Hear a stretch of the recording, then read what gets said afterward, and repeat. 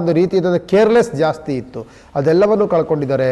ಇದೆಲ್ಲವೂ ಸಹ ದುಡಿಬೇಕು, ಸಂಪಾದನೆ ಮಾಡಬೇಕು ಮಾಡಿಕೊಂಡು ಎಷ್ಟೆಷ್ಟೋ ಪ್ರಯತ್ನವನ್ನು ಮಾಡಿದ್ರೂ ಸಹ ಆ ಪ್ರಯತ್ನವೆಲ್ಲವೂ ಸಪ್ತಮದಲ್ಲಿರುವಂಥ ಬುಧಗ್ರಹ ಬುದ್ಧಿಯ ಚಂಚಲತೆಯನ್ನು ಆಡ್ತಾನೆ. ಸಪ್ತಮದಲ್ಲಿರುವಂಥ ಅದೇ ಶುಕ್ರಗ್ರಹ ಹಣಕಾಸಿನ ದುಂದು ವೆಚ್ಚಗಳನ್ನು, ವಾಹನ ಅಪಘಾತಗಳಾಗುವಂಥ ಸಾಧ್ಯತೆಗಳು ಕರ್ಕಾಟಕ ರಾಶಿಯಲ್ಲಿ ಹೆಚ್ಚಿನದಾಗಿರುತ್ತೆ. ನಾನು ಕರೆಕ್ಟಾಗಿ ಹೋಗ್ತಾ ಇದ್ದೀನಿ, ಆದರೆ ನಾನು ಹಿಂದೆ ಬರುವಂಥವ್ರು ಕರೆಕ್ಟಾಗಿ ಬರಬೇಕಲ್ಲ. ಒಂದು ದಿನವೂ ಸಹ ಒಂದೊಂದು ಗ್ರಹದ ಹತ್ರ ಆ ಗ್ರಹದ ಈ ಧನುರ್ಮಾಸದಲ್ಲಿ ಬನ್ನಿ, ನಿಮಗೆ ಅನುಕೂಲತೆಗಳು ಬಹಳ ಹೆಚ್ಚಿನದಾಗುತ್ತೆ. ದೋಷ ಮುಕ್ತರಾಗಲಿಕ್ಕೆ ಇದು ಸುಲಭವಾಗಿರುವಂಥ ಒಂದು ಶ್ರೀ ಗುರುಭ್ಯೋ ನಮಃ. ಶ್ರೀಮತಿ ರಾಮಾನುಜಾಚಾರ್ಯಾಯ ನಮಃ. ಇನ್ನು ಮಾಸ ಭವಿಷ್ಯದಲ್ಲಿ ಕರ್ಕಾಟಕ ರಾಶಿಯವರಿಗೆ ನೋಡಿ, ಕರ್ಕಾಟಕ ರಾಶಿಯವರು ಯಾಕೋ ಒಂದು ರೀತಿಯಾದಂತಹ ಪಾಪಗ್ರಹ ರೀತಿಯಲ್ಲಿ ಆಗ್ಬಿಟ್ಟಿದೆ. ಏನ್ರಿ, ಏನು ಮಾಡೋಕ್ಕೋದ್ರೂ ಸಹ ಕೈ ಎತ್ತಲ್ಲ, ಬಾಯ ಎತ್ತಲ್ಲ. ಏನು ಮಾಡೋಕ್ಕೋದ್ರೂ ಒಂದಲ್ಲ ಒಂದು ಸಮಸ್ಯೆ. ಏನ್ರಿ ಸಮಸ್ಯೆಗಳು ಅನ್ನುವಂಥದ್ದು ಯಾವಾಗಲೂ ಸಹ ನಮಗೆ ಬೆನ್ನಿಂದಲೇ ಬೇತಾಳ ಥರ ಕಾಡ್ತಾ ಇರುತ್ತೆ ಎನ್ನುವಂತಹ ಮಾತುಗಳು ಬರುವಂಥದ್ದು ಈ ಕರ್ಕಾಟಕ ರಾಶಿಯವರಿಗೆ ಬರುತ್ತೆ.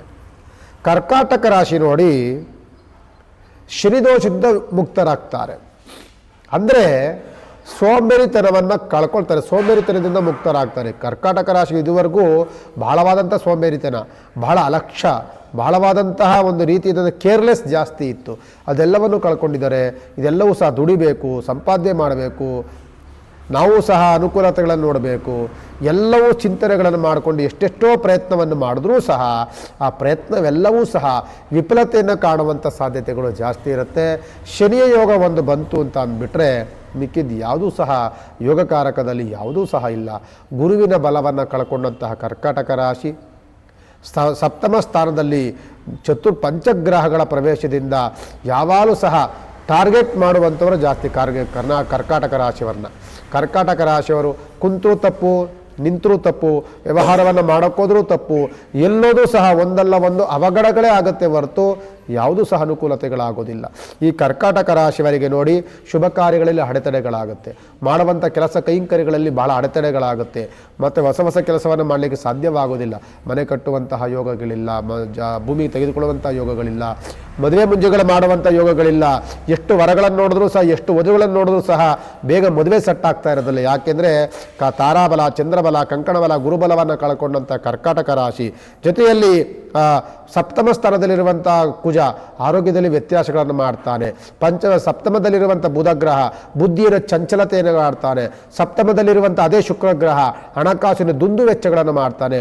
ಸಪ್ತಮದಲ್ಲಿರುವಂಥ ಅದೇ ರವಿಗ್ರಹ ಕೀರ್ತಿ ಭಂಗವನ್ನು ಮಾಡ್ತಾನೆ, ಅವಮಾನವನ್ನು ತಂದುಕೊಡ್ತಾನೆ, ಜೊತೆಯಲ್ಲಿ ಅಪನಿಂದನೆಗಳನ್ನು ಮಾಡ್ತಾನೆ, ನಮಗೆ ಶತ್ರು ಬಾಧೆಗಳನ್ನು ಹೆಚ್ಚಿನದಾಗಿ ಸೃಷ್ಟಿಯನ್ನು ಮಾಡ್ತಾನೆ. ಆದ್ದರಿಂದ ಕರ್ಕಾಟಕ ರಾಶಿಯವರು ಹೆಚ್ಚಿನದಾಗಿ ಜಾಗರೂಕತೆಯಿಂದ ಇರಬೇಕಾಗುತ್ತದೆ.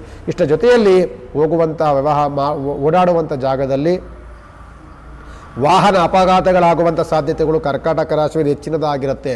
ನಾನು ಕರೆಕ್ಟಾಗಿ ಹೋಗ್ತಾ ಇದ್ದೀನಿ, ಆದರೆ ನಾನು ಹಿಂದೆ ಬರುವಂಥವ್ರು ಕರೆಕ್ಟಾಗಿ ಬರಬೇಕಲ್ಲ. ನಾನು ಸುಮ್ಮನೆ ಹೋಗ್ತಿದ್ರೂ ಸಹ ವಾಹನ ಅಪಘಾತಗಳಾಗುವಂಥ ಸಾಧ್ಯತೆಗಳು ಕರ್ಕಾಟಕ ರಾಶಿಯವರಿಗೆ ಹೆಚ್ಚಿನದಾಗಿರುತ್ತೆ. ಅದ್ರ ಬಗ್ಗೆ ಜಾಗೃತಿಯನ್ನು ವಹಿಸಬೇಕಾಗ್ತದೆ. ರಾಷ್ಟ್ರಾಧಿಪತಿ ಬಂದು ಚಂದ್ರಗ್ರಹನಾಗಿರ್ತಾನೆ. ದೋಷದಲ್ಲಿರುವಂಥವರು ಅಷ್ಟಮ ಗ್ರಹಗಳು ದೋಷದಲ್ಲಿರ್ತಾರೆ. ಒಂದು ಗ್ರಹ ಶನಿಗ್ರಹ ಒಂದು ಶುಭ ಸ್ಥಾನದಲ್ಲಿದ್ದರೆ ಇನ್ನು 8 ಗ್ರಹಗಳು ಸಹ ದೋಷದಲ್ಲಿರ್ತವೆ. ಆದ್ದರಿಂದ ಅಷ್ಟಗ್ರಹಗಳ ದೋಷ ಪರಿಹಾರವನ್ನು ನೀವು ಮಾಡಿಸ್ಕೊಳ್ಬೇಕಾಗ್ತದೆ. ಅಷ್ಟಗ್ರಹಗಳ ದೋಷಗಳು ಅಂತ ಅಂದರೆ ನವಗ್ರಹ ಪೂಜೆಗಳನ್ನು ಮಾಡಿಸ್ಕೊಳ್ಳಿ. ಪ್ರತಿಯೊಂದು ನಾನು ಈಗಲೇ ಹೇಳಿದೆ, ಧನುರ್ಮಾಸದಲ್ಲಿ ನವಗ್ರಹ ಪ್ರದಕ್ಷಿಣೆಗಳನ್ನು ಮಾಡಿ. ಆದಷ್ಟು ಸಹ ಒಂದೊಂದು ದಿನವೂ ಸಹ ಭಾನುವಾರ ಬಂದಾಗ ಗೋಧಿಯನ್ನು, ಸೋಮವಾರ ಬಂದಾಗ ಅಕ್ಕಿ ಧಾನ್ಯವನ್ನು, ಮಂಗಳವಾರ ಬಂದಾಗ ತೊಗರಿಬೇಳೆಯನ್ನು, ಬುಧವಾರ ಬಂದಾಗ ಹೆಸರು ಕಾಳನ್ನು, ಅದೇ ಗುರುವಾರ ಬಂದಾಗ ಕಡಲೆಕಾಳನ್ನು, ಶುಕ್ರವಾರ ಬಂದಾಗ ಅವರೆಕಾಳನ್ನು, ಶನಿವಾರ ಬಂದಾಗ ಕಪ್ಪು ಎಳ್ಳನ್ನು, ಅದೇ ಶನಿವಾರ ಉದ್ದಿನ ಕಾಳು, ಹುರುಳಿಕಾಳನ್ನು, ಇದೆಲ್ಲ ಒಂದೊಂದು ವಾರವೂ ಸಹ ಒಂದೊಂದು ಧಾನ್ಯಗಳನ್ನು ತೆಗೆದುಕೊಂಡು ಆಯಾ ಗ್ರಹದತ್ರ ಇಟ್ಟು ನಿಮಗೆ ಎಷ್ಟಾಗುತ್ತೆ ಅಷ್ಟನ್ನೇ ತೆಗೆದುಕೊಳ್ಳಿ. ಕೆಜಿ ಗಟ್ಟಲೆ ತೊಗೊಳ್ಬೇಕು ಅನ್ನೋದೇನಿಲ್ಲ. ನಿಮಗೆ ದಾನ ಮಾಡಲಿಕ್ಕೆ ಎಷ್ಟು ಸಾಧ್ಯವಾಗುತ್ತೋ ಅಷ್ಟು ತೆಗೆದುಕೊಳ್ಳಿ. ಅಥವಾ ಗಂದಿಗೆ ಅಂಗಡಿಲಿ ಹೋದರೆ ನವಗ್ರಹ ಪಾಕೆಟ್ ಸಿಗುತ್ತೆ, ನವಧಾನ್ಯ ಪಾಕೆಟ್ ಸಿಗುತ್ತೆ, ಅದನ್ನು ತೊಗೊಳ್ಳಿ. ಒಂದೊಂದು ದಿನವೂ ಸಹ ಒಂದೊಂದು ಗ್ರಹದ ಹತ್ರ ಆ ಗ್ರಹದ ಧಾನ್ಯವನ್ನಿಟ್ಟು ನವಗ್ರಹ ಪ್ರದಕ್ಷಿಣೆಗಳನ್ನು ಮಾಡಿಕೊಂಡು ಈ ಧನುರ್ಮಾಸದಲ್ಲಿ ಬನ್ನಿ. ನಿಮಗೆ ಅನುಕೂಲತೆಗಳು ಬಹಳ ಹೆಚ್ಚಿನದಾಗುತ್ತೆ. ದೋಷ ಮುಕ್ತರಾಗಲಿಕ್ಕೆ ಇದು ಸುಲಭವಾಗಿರುವಂಥ ಒಂದು ಮಾರ್ಗವಾಗುತ್ತೆ ಅಂತ ಕರ್ಕಾಟಕ ರಾಶಿಯವರಿಗೆ ಹೇಳ್ಬೋದು. ನಮಸ್ಕಾರ.